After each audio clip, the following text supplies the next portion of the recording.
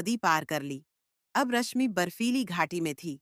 ठंड इतनी अधिक थी कि सांस लेना भी मुश्किल हो रहा था। अचानक उसके सामने 3 रास्ते प्रकट हुए। प्रत्येक रास्ते पर एक अलग संकेत था।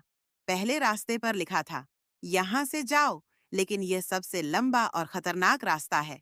दूसरे रास्ते पर लिखा था, यहाँ से जाओ, लेकिन यहाँ धोखे का सामना करना पड़ेगा। तीसरे रास्ते पर लिखा था, यहाँ से जाओ, लेकिन अगर तुम सही रास्ता न चुनो तो तुम्हारा अंत होगा। रश्मि ने अपनी अंतरात्मा की आवाज सुनी और तीसरा रास्ता चुना।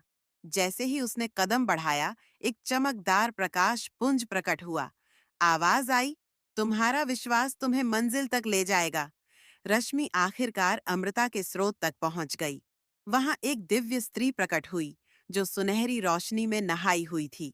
उसने कहा, रश्मि, तुमने साहस, त्याग और विश्वास की परीक्षाएं पार कर ली हैं। यह अमृता का स्रोत तुम्हारी माँ को जीवन देगा। लेकिन याद रखना, इसका उपयोग केवल दूसरों की भलाई के लिए किया जा सकता है। रश्मि ने झुककर अमृता के जल से भरा पात्र उठाया और अपनी माँ को बचाने के लिए वापस अपने गांव लौट आई। गांव में पहुंचते ही उसने अपनी माँ को अमृता का जल पिलाया। उसकी माँ चमत्कारिक रूप से ठीक हो गईं। गांव वालों ने रश्मि की बहादुरी की सराहना की। रश्मि ने अमृता के जल का शेष हिस्सा गांव के जरूरतमंदों के लिए छोड़ दिया और बाकी जीवन सेवा में लगा दिया। यह कहानी चंद्रपुर के हर बच्चे को सुनाई जाती थी, ताकि वे साहस, त्याग और विश्वास का महत्व समझ सकें। आशा है कि आपको मेरी कहानी पसंद आई होगी।